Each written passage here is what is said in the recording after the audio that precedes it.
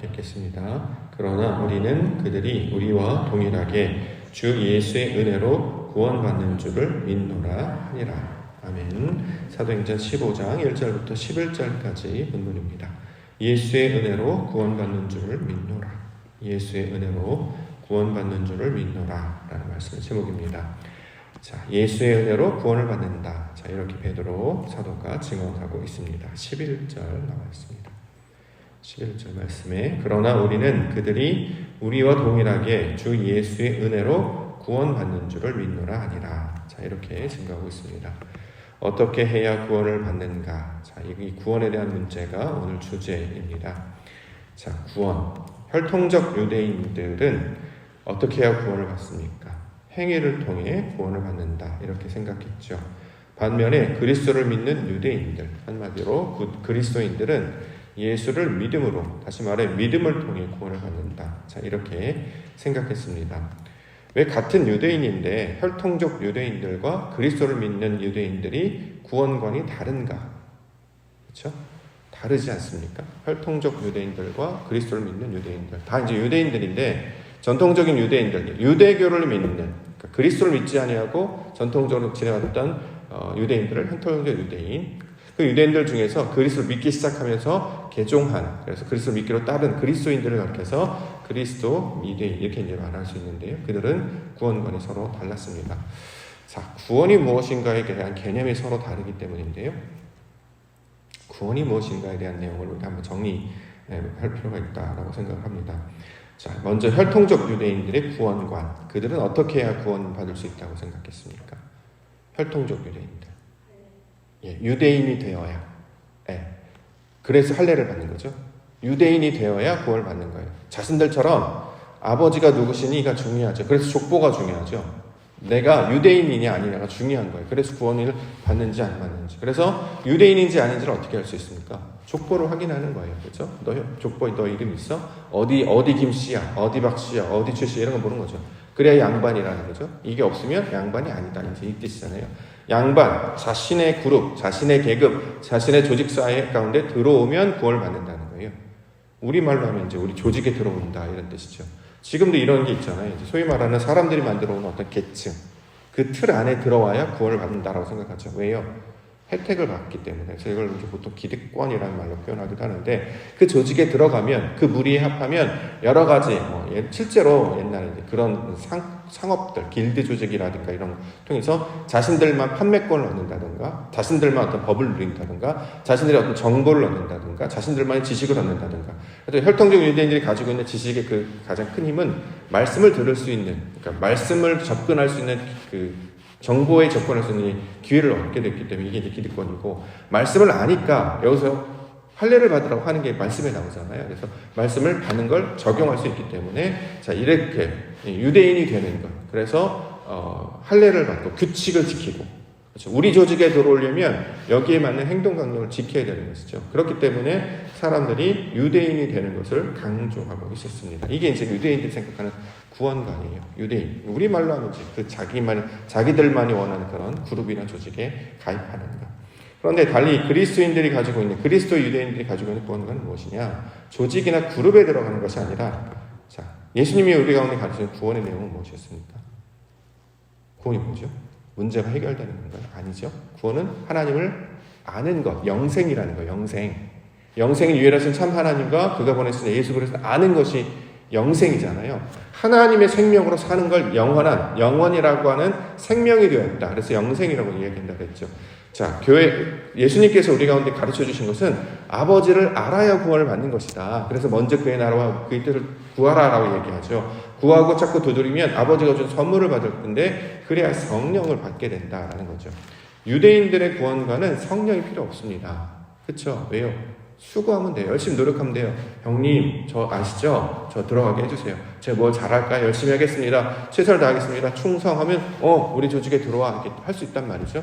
사람의 수고와 노력이면 할례를 받는다든가 율법을 지킨다든가 하면 이제 그 조직이나 그룹에 가입할 수 있기 때문에, 그래서 이제 성령, 하나님의 능력이 필요 없다라는 거죠. 그런데 그리스도인 유대인들, 다시 말해 그리스도인들은 반드시 성령이 필요합니다. 왜요? 성령이 뭡니까? 진리의 영, 지혜의 영, 아버지의 영. 그래서 구원이 하나님을 아는 것이기 때문에 성령이 없으면 하나님을 알 수가 없는 거예요. 그래서 우리에게 성령이 필요하단 말이죠. 그래서 성령이 와야 하나님의 뜻이 무엇인지 이제 내가 깨달았도다. 이제 내가 알았도다. 자, 이렇게 이야기하고 있는 것이죠. 이걸 이제 우리가 오늘 적용을 하면 구원받았습니까? 라고 이제 물어보면 이제 어떤 분들은 교회 다니세요? 라는 뜻으로 쓰는 부분도 있고, 저 교회 다녀요. 라는 분들도 있고, 어떤 분들은 구원받았습니까? 라고 하면, 저는 하나님을 찾고 구하는 사람입니다. 원래 자기 뜻대로만 살았던 사람이죠. 세상 방식으로 살았던 사람인데, 구원을 받는다라고 하는 것은 자신의 방식과 뜻으로 살아가지 아니하고 언제 어디서든지 하나님을 찾고 구하는 자가 되었습니다. 이걸 구원받았다라고 얘기하는 거예요. 그런데 완성되진 않았죠. 그렇죠? 구원은 받았으나 완성되진 않았어요. 인생 전체를 통해서 계속 구원은 우리가 예수 그리스도 믿음으로 구원이 시작됐지만 기차를 올라탔지 구원 열차를 탔지만 구원 열차를 타고 계속 가야 되지 않겠습니까? 그러면서 인생을 통해 겪는 모든 상황 가운데 계속해서 하나님을 찾고 발견하고 구하고 그의 영광을 바라보고 이걸 구원받는 자의 모습 또 구원에 참여한 자들이 구원을 이루게 되는 그 자들 누리는 선물, 은혜와 혜택으로 우리 가운데 설명을 하고 있다라는 것이죠. 자, 교회 다니는 것보다 중요한 것, 하나님을 믿고 아는 것이다. 그런데 하나님을 믿고 알려면 어떻게 해야 되느냐? 사실 교회를 다니는 게 가장 유리하죠. 스스로 구하는 것보다. 왜냐하면 관계를 통해서 하나님께서 계속 말씀하시기 때문에 교회를 다니면 이제 구원받는다는 생각을 갖고 계신 분은 그럼 어느 교회를 갈 것이냐? 그렇죠? 유명한 교회, 사람들 많이 보이는 교회를 찾아가지 않겠습니까? 왜요? 사람들 많이 가는 이유가 있겠다라고 이제 생각하면서 이제 그렇게 찾는다는 거죠. 그런데 실제로 예수님의 가르침을 따르는 제자들은 몇 명 되지 않았습니다. 실제로 소수였단 말이죠. 조직이나 내가 몸담은 어떤 그런 곳이 중요한 것이 아니라 하나님을 올바로 찾고 믿고 있는가, 소위 말해서 참 그리스도인, 참 믿음을 가지고 있는가가 훨씬 더 중요한 문제가 다뤄지고 있게 되는 것이죠. 그래서 그리스도인들은 믿음을 갖는 모든 자들을 이야기하고 있습니다. 자, 이래서 예수를 믿음으로 왜 예수를 믿습니까? 그분이 하나님을 우리 가운데 가르쳐 주셨기 때문이잖아요. 이전에 하나님에 관한 이야기하는 사람 많았습니다. 근데 하나님이 다 이상해요. 무섭고 막 질투하고 잘못하면 벌 주시고 너 큰일 나. 그러니까 사람을 안식하고 편안하고 쉬게 하는 것이 아니라 하나님이 날 그걸 벌하시면 어떡하지? 하나님 나 미워하시나 봐. 나 죄졌나 봐. 또 하나님께서 날 혼내시네. 늘 두려움과 긴장과 염려 가운데 바들바들 떨면서 어찌할지 몰라서 가슴을 한 번도 쭉 편 적도 없고 당당하게 나아가 마음을 열어서 아버지의 이름을 높이 찬양한 적도 그걸로 기뻐한 적도 하나님이 내 안에 다 들어오셨기 때문에 나의 소유는 필요가 없는 것이에요. 이렇게 자유한 적도 아무 적도 없단 말이죠. 그러면서 하나님 앞에 이렇게 불안한 사람으로 살았다는 것입니다. 그런데 그리스도께서 우리 가운데 오셔서 말씀하시는 것은 진리를 알지니 진리를 알면 어떻게 해요? 너희가 자유하리라. 자유하게 된대요. 이 자유는 아버지의 집 안에 있는 걸 자유라고 하잖아요. 집 안에 있으면 무엇이든지 할 수 있거든요. 왜요? 걱정이나 염려나 근심이 없기 때문에. 그래서 이제 우리 아이들 가끔가다 어디 놀러 간다 그러면 딴 데로 놀러 가지 말고 교회 와서 놀아 맨날 이렇게 얘기해요. 왜요? 교회는 자유로워요. 시끄럽게 해도 주변에 집들이 없어서 누가 떠들어도 뭐를 싸겠고 쿵쿵대도 돼요. 저희 아이들 놀 때마다 늘 힘들게 하는 말이 뛰지 마. 층간소음 때문에 뛰지 마. 소리 내지 마. 조용히 뭐 이런 것만 가르쳐서 아이인데 큰 소리를 내면 안 돼요. 어렸을 때부터. 아이가 소리를 내고 노래를 하고 뛰어다니는 게 아이잖아요. 그래서 아이들이 되게 재밌는 얘기가 뭐냐면 아이들은 뛰면 웃습니다. 저 그거 놀랍게 발견했거든요. 어떤 감독님이 영화를 찍다가 좀비 영화 아세요? 좀비 영화? 아이들은 이제 좀비를 만들어가지고 촬영을 하는데 너희들 이제 좀비야? 좀비가 막 쫓아가서 사람들 잡는 거잖아요. 너희가 좀비 분장을 해서 뛰어서 손을 잡아? 그랬는데 좀비가 막 웃어요. 애기 좀비들은 뛰면 웃어요. 근데 그걸 몇 번을 하는데 뛰면 그러니까 옛날에 그런 말 있잖아요. 뭐뭐하면 뭐뭐한다. 아이들은 웃는다. 뛰면 웃는다. 이게 법칙처럼 되어 있더라고요. 아이가 뛰는 건 너무나 당연한 것이고 그가 소리 내는 건 당연한 것입니다. 근데 우리는 그거를 옥죄어서 못하게 늘 이렇게 했단 말이죠. 그래서 한 번도 소리를 내거나 뛴 적이 없는 사람들이 나중에 나이 들어서 소리 내고 뛰기 때문에 문제가 생기는 거 아니겠습니까? 시간이 지나가면 무게중심이 낮아지기 때문에 우리가 묵직한 사람이 되기 때문에 점점 잠잠해지죠. 신앙이 어렸을 때는 소리를 막 지르고 떠들고 막 활동적이고, 그러나 소위 말하는 익어가면 성령이 임재하고 하나님을 점점 알게 되면 이제 좀 무게 좀 낮아지기 때문에 잠잠해지게 되는 것입니다. 그 원리를 이제 우리가 깨닫게 되면 이게 인생과 똑같은 모양으로 나아가는구나. 자, 이것을 이제 알게 된다라는 거죠. 자, 우리의 구원은 하나님을 아는 것에 있다. 이거를 꼭 기억하시고, 하나님을 알기 위해서, 그래서 예수 그리스도를 믿는 것입니다. 그분이 우리를 올바르게 가르쳐 주셨고, 그분이 하나님을 아버지라 부르게 하셨고, 그가 우리를 얼마나 사랑하셨는지를 그 아들을 통해 직접 경험하게 해주셨기 때문입니다. 그래서 구원과는 서로 다르게 된다라는 것이죠. 베드로가 겪었습니다. 자기는 죄를 지었고 지식도 별로 없었고 출신도 별로였고, 또 심지어는 예수님을 부인했었는데, 예수님은 부활하셔서 돌아오셔서 네가 나를 사랑하느냐 라고 물으시면서 그의 사랑이 얼마나 끝이 없고 무한하시고 변하지 않으시고 끝까지 부어주신 그 사랑이 무엇인지를 알게 하셨단 말이죠. 그래서 나중에 베드로가 그러잖아요. 사랑은 허대한 죄를 덮는 것이다. 이 사랑이 뭔지를 경험하고 나니까 예수를 믿는 것이 바로 구원이다, 이렇게 이야기를 하고 있는 것이죠. 그 구원의 출발, 예수 그리스도를 믿음으로 구원을 이루시고, 또 그 마침에 주시는 하나님의 영광을 맛보시는 성도님들 되시기를 주의 말씀 축원합니다. 자, 구원의 내용을 볼까요? 이방인들이 돌아왔다. 3절. 3절 말씀. 그들이 교회의 전송을 받고 베니게와 사마리아로 다니며 이방인들이 주께 돌아온 일을 말하여 형제들을 다 크게 기뻐하더라.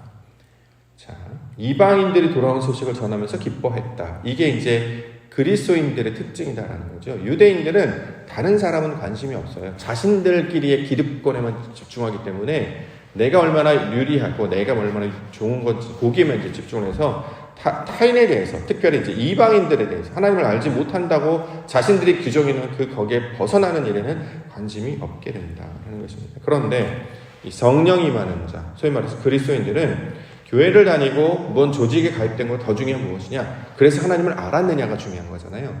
하나님을 아는 모습을 보였느냐가 나타나면 그걸로 기뻐한단 말이죠. 그래서 하나님을 아는 것이 나타나면 그들의 기쁨이 나의 기쁨이 되는 것. 왜냐하면 하나님을 안다는 것은 우리가 서로 형제되는 것이고 한 성령이 역사하고 있다는 걸 알기 때문에, 또 놀랍게도 한 몸에 이렇게 붙어 있는 것이기 때문에 그들의 기쁨이 나의 기쁨으로 전이가 됩니다. 그래서 저들이 웃으면 나도 웃게 되는 거예요.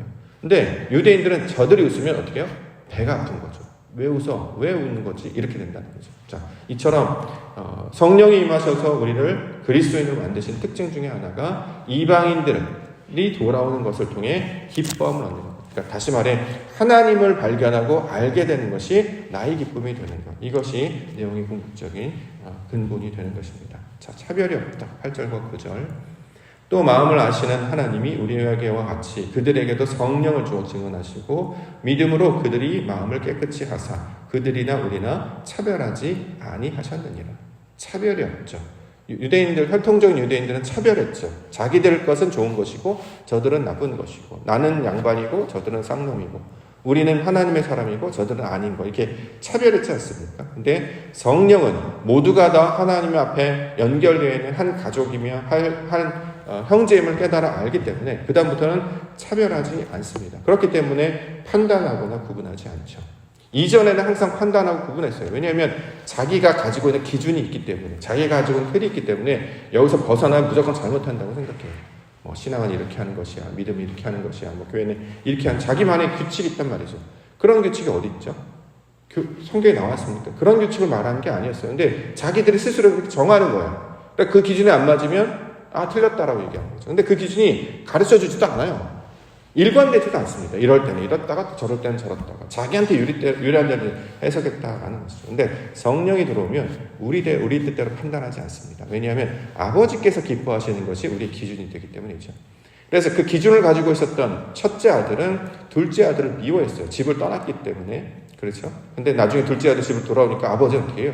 둘째 아들도 받아주시고 첫째 아들도 얘야 화내지 마라, 다 네 건데 뭐하러 화를 내니, 둘째 아들 돌아왔으니까 더 기쁜 것이 아니겠느냐. 그러니까 이것이 이제 내 판단으로 하지 않았고 하나님의 은혜가 이제 판단의 기준이 되는 것입니다. 그래서 유대인들은 율법을 어떤 방식으로 쓰냐면 판단의 근거로 써요. 규칙을 지키느냐 안 지키느냐. 그런데 율법을 우리에게 주신 목적이 무엇이었다고요? 사랑이었잖아요. 사랑. 하나님의 사랑. 하나님께서 사랑하시고 이웃을 사랑하라고 줬는데, 다시 말해 하나님을 사랑하면 이웃도 살아가게 돼 있어. 이 말을 우리에게 가르쳐 주셨는데, 사랑은 관심이 없고 어떻게 하면 그 사람을 사랑할까, 어떻게 하면 하나님의 사랑이 나타날까를 찾을까, 이걸 관심이 없고 잘하나 못하나 맨날 측정하고 판단하고 비난하고, 자 이렇게 이제 살아가야 된다라는 거죠. 그렇게 우리가 원래 살았어요. 우리도 혈통적 유대인처럼 살았단 말이죠. 그런데 예수 그리스도께서 우리 가운데 찾아오시고, 특별히 성령께서 우리에게 함께 하시니까 그게 아니구나, 하나님의 뜻이 이런 것이구나, 새롭게 알게 하신다라는 거죠. 이처럼 하나님의 은혜와 사랑을 깨닫는 것, 그래서 이것을 은혜라고 이야기하는 것입니다. 11절. 그러나 우리는 그들이 우리와 동일하게 주 예수의 은혜로 구원받는 줄을 믿노라. 하나님을 알 수 있는 방법이 사실은 우리에게는 없습니다. 우리는 지식도 부족하고 능력도 부족하다는 거죠. 다만 알 수 있는 방법이 뭡니까? 예수님이 하셨던 걸 따라가면 하나님이 하신 게 무엇인지를 알 수 있다는 거예요. 예수님께서 율법을 우리 가운데 해석해 주셨고 또 그렇게 살았습니다. 그래서 우리도 예수님의 가르치심을 받아들여서 그렇게 따르려고 애쓰는 거죠. 완전하지 않습니다. 늘 비약하고 부족합니다. 그러나 그 하려고 하는 마음, 그래서 저는 항상 신앙은 태도다라고 이야기합니다. 하려고 하는 마음, 그걸 의로 여겨주시기 때문에, 자 나는 완성되지 않았으나 너가 그런 마음을 가지고 하려고 하니까 그것만 가지고도 충분하다. 그 마음만 가지고도, 이걸 믿음이라고 하는데, 이것이 내 뜻이 아니라 아버지께서 주신 은혜 때문입니다 라고 고백할 수밖에 없게 되기 때문에 이것을 예수의 은혜다 이렇게 이제 고백하고 있는 것이죠. 사도 바울은 고린도전서 15장 10절에 그러나 내가 나 된 것은 하나님의 은혜로 된 것이다. 나의 정체성은 내가 생각하는 나가 아니라 하나님이 보신 나, 그가 나를 좋게 보시기 때문에, 그가 사랑으로 보시기 때문에. 똑같잖아요. 사람은 내가 가진 틀로 남을 보는 것이 그대로 드러나는 거잖아요. 내가 빨간색이면 다른 사람도 빨갛게 보고, 내가 파란색이면 다른 사람도 파랗게 봅니다. 근데 하나님의 눈으로 보니까 그 사람은 어떻게 봅니까? 하나님처럼 보는 거예요. 근데 하나님이 우리를 하나님처럼 봐주시는 것이죠. 사람인데 욕망덩어리고 실수투성인데 자기와 똑같은 하나님의 아들들로 보아주시니까 우리가 귀하고 또 그 소위 말 우아하게 그러한 자들로 여겨주시니까 우리가 이렇게 사랑하는 자로 살게 된다는 것입니다. 이게 구원이다라고 이제 베드로는 가르쳐주고 있는 것이죠. 하나님의 마음으로, 하나님의 시선으로 우리를 바라보게 하셔서 그의 사랑 가운데 초청하시고, 그의 사랑을 충분히 받게 되면 놀랍게도 우리 안에 사랑이라는 열매가 조금씩 커지고 열매로 맺게 됩니다. 사랑을 모르니까 사랑할 줄 몰라요. 그러면 사랑을 배우거나 경험한 사람은 조금씩 해보려고 합니다. 조금씩 나아가서 도와주려고 하고 또 그 나아가려고 하고, 이런 것들을 이 세상 가운데 경험하고 배우라고 우리를 불러주셨다라는 것이죠. 그러므로 하나님을 아는 것, 그 안다는 것은 전인격적인 아는 것을 가리키는 말입니다. 지성과 감정과 의지까지 다 포함해서 삶의 모든 체험을 통해, 모든 상황을 통해 아버지의 뜻을 이루며 나아가는 것. 자, 이것을 하나님께서 구원이다 이렇게 말씀하시고, 이걸 그리스도 예수를 통해서 가르쳐 주셨고 성령으로 확증하셨습니다. 그러므로 우리에게 필요한 것이 성령이 되는 것이죠. 성령을 우리가 함께 맺으며 나아갈 때 하나님의 구원의 길로 한 걸음 한 걸음 나아가게 될 줄 믿습니다. 이미 예수 그리스도를 믿음으로 구원을 시작했지만 계속해서 연걸어가는 거예요. 계속 이어가고 점점 크게 자라가게 될 것입니다. 이 구원의 나무, 하나님의 은혜의 나무로 우리를 부르셨기 때문에 그것이 우리에게 축복이며 선물임을 기억하고 날마다 오직 하나님의 은혜를 의지하시며 믿음 가운데 살아가시는 우리 성도님들과 교회 되시기를 주의 이름으로 이제 축원합니다. 알겠습니다.